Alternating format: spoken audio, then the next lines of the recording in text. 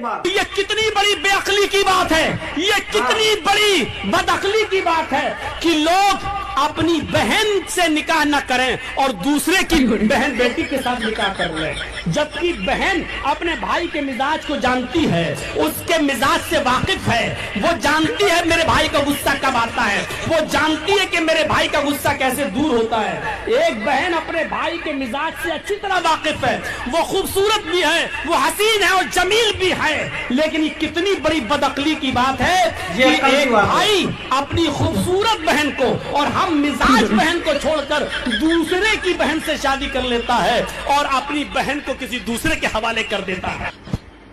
اگر آپ اپنی عقل کا استعمال کرنا چاہیں تو آپ دیکھیے آج سے 800-900 سال پہلے ایک فرقہ اٹھا تھا جس کا نام تھا باطنیہ، جس کو کرامتا بھی کہا جاتا ہے۔ کرامتا 800-900 سال پہلے ایک فرقہ اٹھا تھا جس کا نام تھا باطنیہ، جس کو کرامتا بھی کہا جاتا ہے۔ کرامتا، اور جس کا ایک بہت بڑا لیڈر جس کا نام تھا عبید اللہ ابن حسن قیروانی عبید اللہ ابن حسن قیروانی نے اپنی ایک کتاب کے اندر لکھا ہے، دیکھیے عقل کا کیسے ناجائز استعمال کیا۔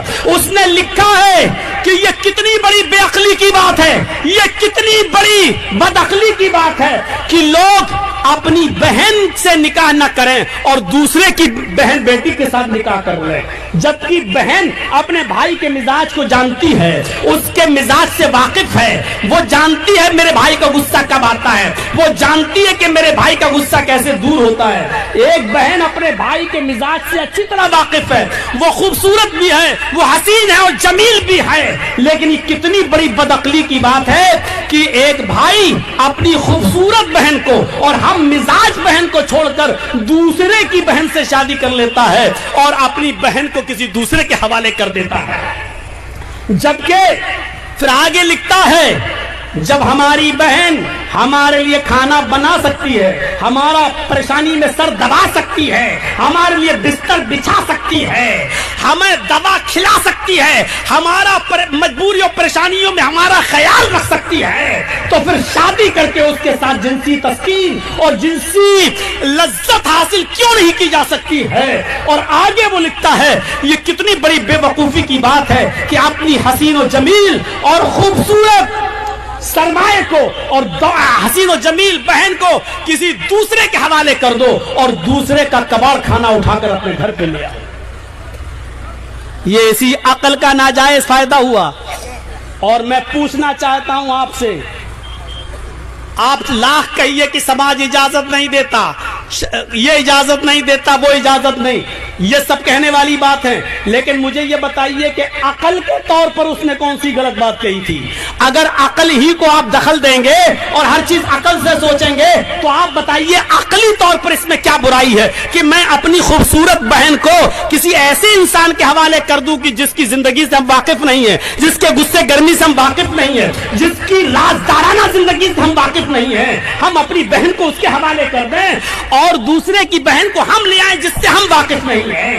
آپ بتائیے عقلی طور پر عقل کیا کہتی ہے؟ عقل کہتی ہے کہ اپنی بہن سے خود نکاح کر لو، کیونکہ اس کے مزاج سے ہم واقف ہیں، اس کے سرشت سے ہم واقف ہیں۔ شریعت ایک الگ چیز ہے۔ میں کہنا چاہتا ہوں میرے بھائیوں، جہاں عقل کام کرنا بند کر دیتی ہے وہاں پھر وحی الہی کی ضرورت پڑتی ہے۔ اب ہماری عقل تو کہہ رہی ہے کہ بہن اور بیٹی کے ساتھ نکاح کرنے میں کوئی برائی نہیں ہے، لیکن ہماری عقل اب یہاں دائرہ ہی نہیں ہے، وہ کام کرنا بند کر دی۔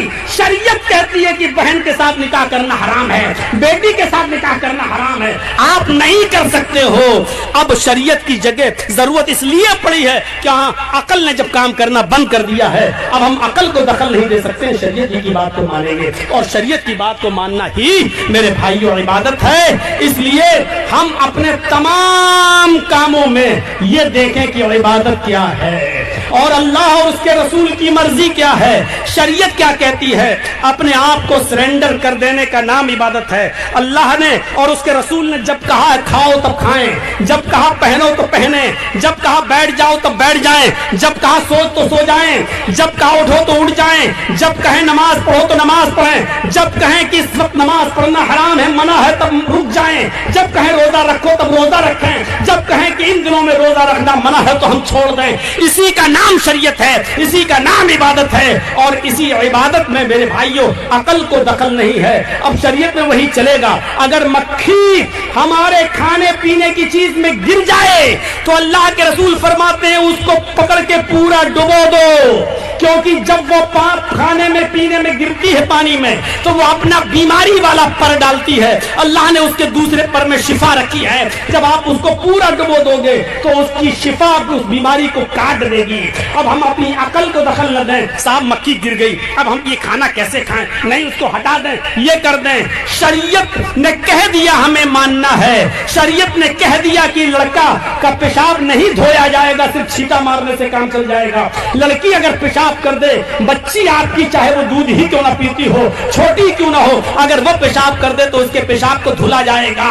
आप शरीयत से सवाल नहीं कर सकते हो। अब ये मत पूछो कि लड़के लड़की के पेशाब में फर्क क्या है। अब हम अपनी अकल से वो सवाल कर रहे हैं जो अकल का दायरा नहीं है। यहाँ अकल ने काम करना बंद कर दिया है, तब शरीयत का हुक्म हमें मानना पड़ेगा। मेरे प्यारे साथियों, जब अकल काम करना बंद कर दे वहां वही इलाही की जरूरत होती है, वहां शरीयत की जरूरत होती है, वहां नबी अकरम की हदीस की जरूरत होती है। तो हमें अल्लाह और उसके रसूल की मर्जी के मुताबिक इबादत करना चाहिए, और जिस तरह शरीयत ने कहा उस तरह हमें इबादत करना चाहिए। मोमिनो, अगर कोई गुनाहगार तुम्हारे पास कोई खबर लेकर आए तो खूब तहकीक कर लिया करो। ऐसा न हो कि किसी कौम को नादानी से नुकसान पहुंचा दो, फिर तुमको अपने किए पर नादिम होना पड़े।